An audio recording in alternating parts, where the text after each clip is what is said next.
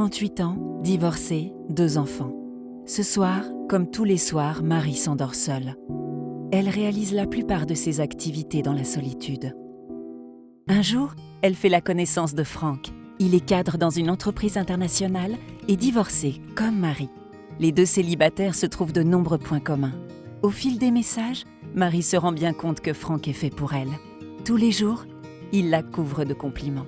Franck est souvent en déplacement. Il ne manque jamais d'écrire à Marie. Pour elle, c'est un peu comme s'il était là, à ses côtés.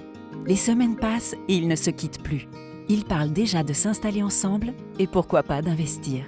L'idée de vivre dans une belle maison aux côtés de Franck plaît beaucoup à Marie. Alors lorsque Franck lui demande de l'argent pour la rejoindre, c'est tout naturellement qu'elle accepte.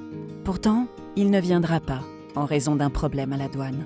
Leur relation bat son plein et le couple reste soudé dans les bons comme dans les mauvais moments. D'autres problèmes surviennent, comme le licenciement de Franck. Heureusement, Marie est là et n'hésite pas à aider Franck. Elle envoie encore souvent de l'argent. Les montants deviennent de plus en plus élevés. Mais lorsque Franck formule une énième requête, avec la garantie une nouvelle fois de leur rencontre, Marie hésite. Et vous, vous auriez dit oui ? Pourtant, Marie a accepté, comme des dizaines d'autres victimes chaque jour. Depuis qu'elle ne lui verse plus d'argent, Franck s'est envolé.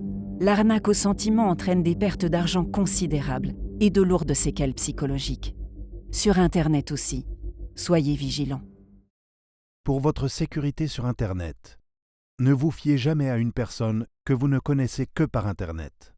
Ne transmettez jamais de mots de passe et de documents officiels, passeport, permis de conduire, etc. Ne divulguez jamais de photos ou d'informations intimes. Ne versez jamais d'acompte sans être sûr de la fiabilité de votre interlocuteur.